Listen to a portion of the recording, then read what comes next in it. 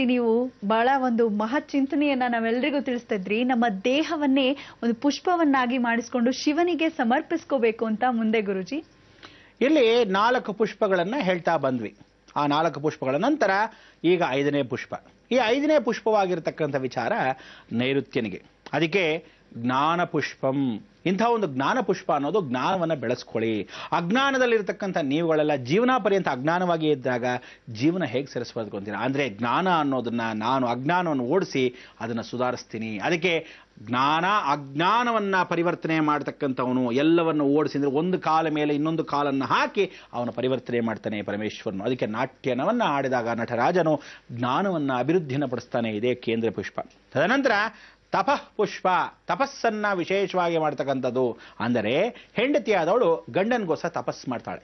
ತಾನು ತಪಸ್ಸಂದ್ರೆ ಹಿಂಗೆ ಕೂತ್ಕೊಂಡು ತಪಸ್ಸಂತಲ್ಲ. ತಪೋವನದಲ್ಲಿ ಯಾವ ಕಾಲಕ್ಕೂ ಕೂತ್ಕೊಂಡು ತಪಸ್ಸು ಮಾಡಿದ್ರೇ ತಪಸ್ಸು ಅಲ್ಲ. ತಾನು ದುಡಿತಾಳಲ್ಲ, ತನ್ನ ಮನಸ್ಫೂರ್ತಿಯಾಗಿ ಅಯ್ಯೋ ನನ್ನ ಗಂಡ ಚೆನ್ನಾಗಿರಲಿ, ಅಯ್ಯೋ ನನ್ನ ಮಕ್ಕಳು ಚೆನ್ನಾಗಿರಲಿ, ನನ್ನ ಆರೋಗ್ಯ ಚೆನ್ನಾಗಿ ಕೊಟ್ಟಿರುತ್ತೆ, ಕಾಪಾಡೋಣ ಭಗವಂತ, ಎಲ್ಲರೂ ಚೆನ್ನಾಗಿರಲಿ ಅನ್ನೋ ಮನೋಭಾವನೆ ಒಂದು ಹೆಣ್ಣಿಗೆ. ಅದಕ್ಕೋಸ್ಕರ ತಾನು ಆ ಜೀವನ ತಪಸ್ಸನ್ನ ತಾನು ಮಾಡ್ತಾಳೆ. ಅಂತ ಒಂದು ಹೆಣ್ಣು ಆ ಕಾಲದಲ್ಲಿ ಇತ್ತೇ ಹೊರತು ಈ ಕಾಲದಲ್ಲಿ ಎಲ್ಲೂ ಹುಡುಕಿದ್ರು ಅಬ್ಬಬ್ಬ ಅಂದ್ರೆ 100 ಜನದಲ್ಲಿ ಸಿಕ್ಕದ್ರೆ ಹೆಚ್ಚೆಚ್ಚು 20 ಜನ. ಅಷ್ಟು ಬಿಟ್ರೆ ಮಿಕ್ಕಿದ್ದೆಲ್ಲ ಹೊಲಸು. ಅದನ್ನ ಸರಿಪಡಿಸ್ಕೊಳ್ಳಿ. ಅಟ್ಲೀಸ್ಟ್ ಇನ್ನು ಮೇಲಾದ್ರೂ ತಪಸ್ಸನ್ನ ಮಾಡಿ, ಆ ತಪೋ ಯಜ್ಞವನ್ನ ಮಾಡಿ. ಭಗವಂತ, ಜೀವನದಲ್ಲಿ ಎಲ್ಲ ಪಾಪಕರ್ಮಗಳಲ್ಲಿ ಸೋತು ಬೆಂದು ಇವತ್ತಿನ ದಿವಸ ಹೇಗೋ ಒಂದು ದಾರಿಯನ್ನ ನನಗೆ ಒಂದು ಗಂಡನ ಕೊಟ್ಟಿದ್ದಾನೆ. ಎಷ್ಟೋ ಬಿಟ್ಟು ಈಗ ಒಬ್ಬ ಗಂಡ ಸಿಕ್ಕದ ಬಿದ್ದ ಹಳ್ಳಕ್ಕೆ ಅಂತ ಇಟ್ಕೊಳ್ಳೋಣ. ಆದರೂ ಅಟ್ಲೀಸ್ಟ್ ಅವನಿಗೋಸ್ಕರ ಆದರೂ ಇನ್ನು ಮೇಲೆ ಇಂಥವನು ತ್ಯಾಗ ಮಾಡಿದಾನೆ, ನಾನಾದರೂ ತಪಸ್ಸು ಮಾಡಿ ನನ್ನ ಪಾಪಕರ್ಮಗಳನ್ನು ತೊಳ್ಕೊಳ್ಳೋಕ್ಕೆ ಈ ರೀತಿಯಾಗಿ ಒಂದು ತ್ಯಾಗವನ್ನು ಮಾಡಿರ್ತಕ್ಕಂಥ ಗಂಡನಿಗೆ ಆಯುಸ್ಸು ಅಭಿವೃದ್ಧಿ ಆಗಲಿ. ತೇಜೋಮಯವಾಗಿರ್ತಕ್ಕಂಥ ಜೀವನ ಸುಖಮಯವಾಗಿ ಹಳೆಯದನ್ನು ಮರೆತು ಒಳ್ಳೆಯದನ್ನ ಮಾಡಕ್ಕೆ ಅವಕಾಶವನ್ನು ಪಡಿ ಅಂತ ಇಂಥ ಪರಿವರ್ತನೆ ಮಾಡಿಕೊಳ್ಳೋ ಅಂಥ ಮಹಿಳೆಯರಿಗೆ ಮಾತ್ರ ಈ ತಪೋಯಜ್ಞ. ಅದಕ್ಕೆ ನೀವುಗಳು ಒಂದು ಮಾಹಿತಿಯನ್ನು ನೀಡ್ತಕ್ಕಂಥ ಎಷ್ಟೋ ಜನ ವೈಶ್ಯವಾಟಿಕಕ್ಕೆ ಹೋಗ್ತಕ್ಕಂಥವ್ರು ಇರ್ತಾರಲ್ಲ, ಅವರೆಲ್ಲ ನಿಜವಾಗ್ಲೂ ಎಷ್ಟು ಕಷ್ಟ ಜೀವಿಗಳು ಅಂದರೆ ಆ ಕಷ್ಟಕ್ಕೋಸ್ಕರ ತಮ್ಮ ದೇಹವನ್ನು ತಾವು ಮಾರ್ಕೊಂತಾರೆ. ಆದರೆ ಆ ದೇಹ ಏನು ಅಂದರೆ ತಪಸ್ಸನ್ನು ಮಾಡಿರ್ತಂತೆ. ಅದಕ್ಕೋಸ್ಕರ ಯಾವತ್ತು ಹೆಣ್ಣು ಶುಚಿರ್ಭೂತವಾಗಿ ಪವಿತ್ರವಾಗಿರ್ತಕ್ಕಂಥದ್ದೇ ತ್ರಯಗ್ನಿ ಸಂಭೂತ. ಅವಳು ಹೆಣ್ಣು ಅಗ್ನಿ. ಆ ಅಗ್ನಿನ ಶುಚಿರ್ಭೂತ ಯಾವಾಗ ಪಡಿಸ್ಕೋಬಹುದು? ನೀನು ದೇವತಾ ಅನುಗ್ರಹದಲ್ಲಿ ತಲ್ಲೀನಾದಾಗ ಮಾತ್ರ. ಆದರೂ ತಿಳಿದು ಮಾಡೋ ತಪ್ಪುಗಲ್ಲ, ತಿಳಿದೇರ ಮಾಡಿರ್ತಕ್ಕಂಥ ತಪ್ಪಿಗೆ ಮಾತ್ರ ಅಂತ. ಅದಕ್ಕೆ ಅಗ್ನಿ ಆಗಿರ್ತಕ್ಕಂಥ ನೀನು ನಿನ್ನ ಜೀವನವನ್ನ ಸರಿತಿದ್ದುಪಡಿಸ್ಕೊಳ್ಳೋಕ್ಕೆ ಆ ತಪಸ್ಸನ್ನ ಮಾಡು ಅಂತ ಭಗವಂತನ ಸಾರವನ್ನು ಹೇಳ್ತಾನೆ. ತದನಂತರ ಉಳಿದಿರೋದು ಕ್ರಿಯಾಪುಷ್ಪಂ. ಯಾವತ್ತೂ ತಿಳ್ಕೊಳ್ಳಿ, ಆ ಕ್ರಿಯೆಯನ್ನ ಮಾಡ್ತಾ ಇರಬೇಕು. ಕೆಲಸ ಕಾರ್ಯ ಇಲ್ಲದೆ ದಡ್ಡ ಮುಂಡೆ ತರ ಕೂತ್ಕೊಂಡಿದ್ರೆ ಪ್ರಯೋಜನವೇನು ಬಂತು? ಯಾವ ಕಾಲಕ್ಕೂ ಏನಾದರೂ ಒಂದು ಕೆಲಸವನ್ನು ಹುಡುಕಬೇಕು. ಎಷ್ಟೋ ಜನ ಹೆಂಡತಿಯರಿಗೆ ಅವರ ದುಡ್ಡುಗೋಸ್ಕರ ಆಶಯ ಪಟ್ಕೊಂಡು ಕೂತಿರ್ತಕ್ಕಂಥ ಗಂಡಸರು ಕೂತು ತಿಂದ ಅಂದ್ರೆ ಪ್ರಯೋಜನವೇನು ಬಂತು? ಕೈ ತುಂಬ ಕೆಲಸ ಇದೆ, ತಲೆ ತುಂಬ ಬುದ್ಧಿ ಇದೆ, ಉಪಯೋಗಿಸ್ಕೊಳ್ಳಿ. ಅದನ್ನು ಉಪಯೋಗಿಸಿ ಸಾರ್ವಜನಿಕವಾಗಿ ಆ ಕ್ರಿಯೆಯನ್ನು ಮಾಡಿ. ಅದೇ ರೀತಿಯಾಗಿ ಹೆಣ್ಣು ಮಕ್ಕಳು ಎಷ್ಟೋ ದಿನವಾಗಿರ್ತಕ್ಕಂಥ ನಿಮ್ಮ ಮಕ್ಕಳಿಗೆ ವಿದ್ಯಾಭ್ಯಾಸವನ್ನು, ನಿಮ್ಮ ಕ್ರಿಯೆಯನ್ನು ಹೇಳ್ಕೊಡಿ, ಒಳ್ಳೆಯದನ್ನು ಮಾಡಿ ಅಂತ. ಅದನ್ನು ಬಿಟ್ಟು ಯಾವ ಕಾಲಕ್ಕೂ ನೀವು ಅಕಸ್ಮಾತ್ ನಿಮ್ಮ ಅತ್ತೆಯ ಮುಖಾಂತರವಾಗಿ ದ್ವೇಷವನ್ನು ಸಾಧಿಸಿದ್ರೆ ಅದನ್ನ ಮಕ್ಕಳ ಮೇಲೆ ಪ್ರಭಾವ ಬೀಳೋದು ಬೇಡ. ಅಥವಾ ಯಾವ ಕಾಲಕ್ಕೂ ಹಿರಿಯರ ಮೇಲೆ ಬಂದಿರತಕ್ಕಂಥ ದ್ವೇಷದಿಂದ ಮಕ್ಕಳ ಮೇಲೆ ಪ್ರಭಾವ ಬೀಳೋದು ಬೇಡ. ಮುಂದಿನ ಪೀಳಿಗೆ ಚೆನ್ನಾಗಿರಬೇಕು. ಆ ಕ್ರಿಯೆಯನ್ನು ಬದಲಾಯಿಸ್ಕೊಳ್ಳಿ. ಅದಕ್ಕೋಸ್ಕರ ಅಪಕ್ರಿಯೆ ಆಗಿರ್ತಕ್ಕಂಥ ಈ ಜೀವನದಲ್ಲಿ ಹೆಂಡತೀರಾಗಿರ್ತಕ್ಕಂಥ ನೀವುಗಳು ಗಂಡನ ಕ್ರಿಯಾ ಸ್ವರೂಪದಲ್ಲಿ ಪಾಲ್ಗೊಳ್ಬೇಕು, ಅವನ ಕಷ್ಟಕ್ಕೆ ಪಾಲ್ಗೊಳ್ಬೇಕು.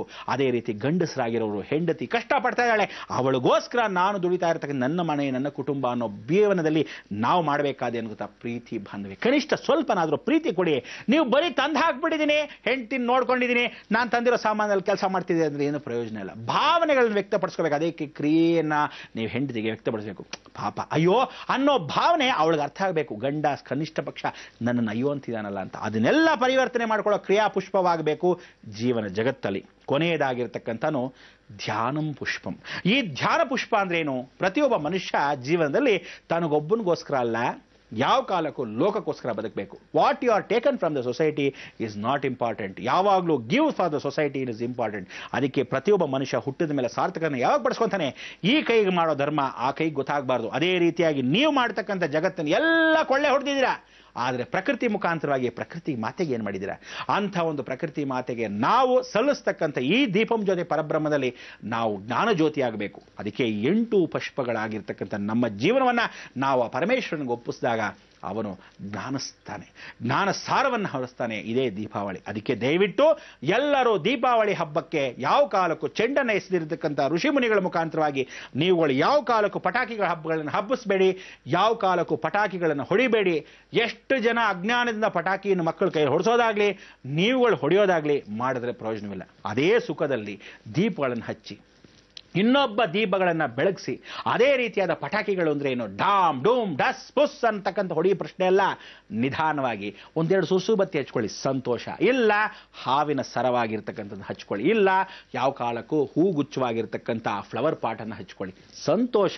ಇಷ್ಟು ಮಾಡಿದ್ರೆ ಯಾವುದಾದ್ರು ಯಾವ ಕಾಲಕ್ಕೂ ಒಳಭಾಗದಲ್ಲಿ ಹಾರ್ಟ್ ಪೇಷಂಟ್ಸ್ ಇರ್ತಾರೆ, ಯಾವ ಕಾಲಕ್ಕೂ ಒಳಭಾಗದಲ್ಲಿ ರೋಗಿಷ್ಠರಿರ್ತಾರೆ, ಯಾವ ಕಾಲಕ್ಕೂ ಒಳಭಾಗದಲ್ಲಿ ಪ್ರಾಣಿಗಳಿರ್ತವೆ. ಅದು ನಾಯಿಗಳ ಪಾಪ ಬೇಜಾರು ಮಾಡಿಕೊಂಡು ಓಡ್ ಹೋಗಿ ಒಳಗೆ ಬಚ್ಚಿಟ್ಕೊಳ್ಳುತ್ತೆ. ಎಷ್ಟೋ ಜನ ಚಿಕ್ಕ ಚಿಕ್ಕ ಮಕ್ಕಳು, ಅನಾಥ ಮಕ್ಕಳಾಗಿರ್ತಕ್ಕಂಥವ್ರ ಪಕ್ಕದಲ್ಲಿ ಹಾಸ್ಪಿಟಲ್ ಇರುತ್ತೆ, ಆ ಮಕ್ಕಳಿಗೆ ತೊಂದರೆಗಳು ಮಾಡಿಕೊಂಡು ನೀವುಗಳು ಬಠಾಲ್ ಢಮಾರ್ ಅಂತ ಇದ್ರೆ ಆ ಮಕ್ಕಳ ಕಿವಿಗಳೇನಾಗಬೇಕು, ಆ ಶ್ರವಣಗಳೇನಾಗಬೇಕು. ಯಾಕಂದ್ರೆ ಪಾಪ ಮಗು ಗೊತ್ತಿಲ್ಲ, ಮುಗ್ಧ ಮಗು, ಅದು ಹುಟ್ಟಿರೋದೇ ಗೊತ್ತಿರಲ್ಲ, ನಾನು ದೀಪಾವಳಿ ಹಬ್ಬದ ಹುಟ್ಟಿದಿನ. ಅಥವಾ ಯಾವ ಕಾಲಕ್ಕೂ ಎಷ್ಟೋ ಜನ ಅನಾಥರಾಗಿರ್ತಕ್ಕಂಥವ್ರು ಇರ್ತಾರೆ, ಅವರಿಗೆ ಈ ಸಂತೋಷದ ವಾತಾವರಣ ಗೊತ್ತಿಲ್ಲ. ಅಂಥವರಿಗೆ ಸೀರೆಯನ್ನು, ಬಟ್ಟೆಯನ್ನು, ಸಿಹಿ ಉಡುಗೊರೆಗಳನ್ನು ಇಂಥವರನ್ನು ಹಂಚಿದಾಗ ಅವರ ಸಂತೋಷದ ಬೆಳಕಲ್ಲಿ ನೀವು ನೋಡಿದಾಗ ನಿಮ್ಮ ದೀಪಗಳು ಬೆಳಗತ್ತೆ. ಅಂಥ ಭಗವಂತನ ಸೃಷ್ಟಿ ನಿಯಮದಲ್ಲಿ ನೀವು ಪಾಲಿಸ್ತಕ್ಕಂಥದ್ದು ವಿಶೇಷವಾಗುತ್ತೆ. ಅದಕ್ಕೆ ದಯವಿಟ್ಟು ಸಿಹಿ ತಂಡಿ ಹಂಚಿ, ಲಕ್ಷ್ಮೀ ಪೂಜೆಯನ್ನು ಮಾಡಿ, ಹೆಣ್ಣು ಮಕ್ಕಳಿಗೆ ಅರ್ಶಿನ ಕುಂಕುಮ ಹಚ್ಚಿ. ದೀಪಂ ಜ್ಯೋತಿ ಪರಬ್ರಹ್ಮ ಅಂದರೆ ಆ ಪರಬ್ರಹ್ಮ ಸೃಷ್ಟಿ ಮಾಡ್ರ ಅಷ್ಟನ್ನು ಅನುಭವಿಸಿ ಅಂತ ಹೇಳಿದೆ ಹೊರತು ಹಾಳು ಮಾಡಿ ಅಂತಲ್ಲ. ನೀವು ಇವತ್ತಿನ ದಿವಸ ಹಾಳು ಮಾಡ್ತಾ ಇರೋದೇನು ಅಂದರೆ ಸರ್ವದಾ ಎಲ್ಲವೂ ಬಟ್ಟೆ ಆಗಲಿ ಎಷ್ಟೇ ಆಗಲಿ ಎಲ್ಲವೂ ಸುಟ್ಟು ಹಾಳು ಮಾಡ್ತಕ್ಕಂಥ ವಿಚಾರಗಳನ್ನು ಮಾಡಿ, ಎಚ್ಚರಿಕೆ ಇಲ್ಲದೆ ಇರತಕ್ಕಂಥ ವಿಚಾರಗಳನ್ನು, ಮಕ್ಕಳಿಗೆ ದೋಷಕರವಾಗಿರ್ತಕ್ಕಂಥ ವಿಚಾರಗಳನ್ನು ದೂರ ತಳ್ಳಿ, ಯಾವ ಕಾಲಕ್ಕೂ ಮಕ್ಕಳಿಗೆ ಅಹಿಂಸವಾಗಿ ಕಣ್ಣು ಹೋಗೋದು, ಕಿವಿ ಹೋಗೋದು, ಡಮಾರ್ ಅಂತಕ್ಕಂಥ ಬಾಂಬು ಮುಖಾಂತರ ಚರ್ಮ ಸುಟ್ಟು ಹೋಗೋದು ಮಾಡಿದಾಗ ಯಾರಿಗ ಅನ್ಯಾಯ? ಅಥವಾ ನೀವು ಹುಟ್ಟಿಸ್ತಾ ಇದ್ದಾಗ ಇನ್ನೊಬ್ಬನಿಗೆ ಬಂದು ಯಾವ ಕಾಲಕ್ಕೋ ಬಿದ್ದು ಅವನೆಲ್ಲೋ ರಾಮಕೃಷ್ಣ ಅಂತ ತಡ್ಕೊಂಡು ಹೋದವನಿಗೆ ಹಚ್ಕೊಂಡು ಬೆಂಕಿ ಉಳಿದಾಗ ಯಾರು ಕಾಪಾಡೋರು? ಇದಕ್ಕೆಲ್ಲ ಸಾಕ್ಷಿ ರೂಪ ಯಾರೋ? ಹೊಣೆಯಾಗಿರ್ತಕ್ಕಂಥ ನೀವು, ನಮ್ಮ ಪಕ್ಕದಲ್ಲಿರ್ತಕ್ಕಂಥ ಪ್ರಕೃತಿ, ಅಲ್ಲಿ ಸುತ್ತಮುತ್ತಲು ಇರ್ತಕ್ಕಂಥ ಪೊಲ್ಯೂಷನ್ ಹಾಳು ಮಾಡ್ತಾ ಇದ್ದೀರಾ. ಅದಕ್ಕೋಸ್ಕರ ದಯವಿಟ್ಟು ಈ ವಿಕಾಂತರವಾಗಿ ನೀವು ಈ ವರ್ಷದಿಂದ ತ್ಯಾಗ ಮಾಡ್ತಕ್ಕಂಥ ವಿಚಾರ ಏನು ಅಂದರೆ, ನಾವೇನು ತೋರಿಸ್ಬೇಕು ಈ ವರ್ಷದಿಂದ? ಪ್ರತಿಯೊಬ್ಬನು ದೀಪಾವಳಿ ದಿವಸ ಹಬ್ಬವನ್ನು ಆಚರಿಸ್ತಕ್ಕಂಥವನು ಎಲ್ಲವೂ ಶಾಂತಿ ರೀತಿಯಿಂದ ಆಚರಿಸ್ಬೇಕು, ಎಲ್ಲೂ ನಿಶ್ಶಬ್ದ ವಾತಾವರಣ ಇರಬೇಕು. ದಯವಿಟ್ಟು ಇದನ್ನೆಲ್ಲ ನಿಲ್ಲಿಸಿ, ನಮಗೆ ಬೇಕಾಗಿರೋದು ಶಾಂತಿ ವಾತಾವರಣ. ಅದಕ್ಕೆ ಸುತ್ತಮುತ್ತಲು ಇರತಕ್ಕಂಥ ಗನ್ನಿನ ತುಪಾಕಿ, ಆ ಥರದ ವಿಚಾರವಾಗಿರ್ತಕ್ಕಂಥ ಬಾಂಬ್ಗಳು, ಇದನ್ನೆಲ್ಲ ಸಿಡಿಸೋಕ್ಕಿಂತ ಈ ಮಕ್ಕಳಿಗೆ ಏನು ಹೇಳ್ಕೊಡ್ಬೇಕು? ನೋಡಪ್ಪ, ಶಾಂತಿ ಬೇಕು, ಶಾಂತಿ ಬೇಕು, ಆ ಶಾಂತಿ ನೆಮ್ಮದಿ ಬೇಕು.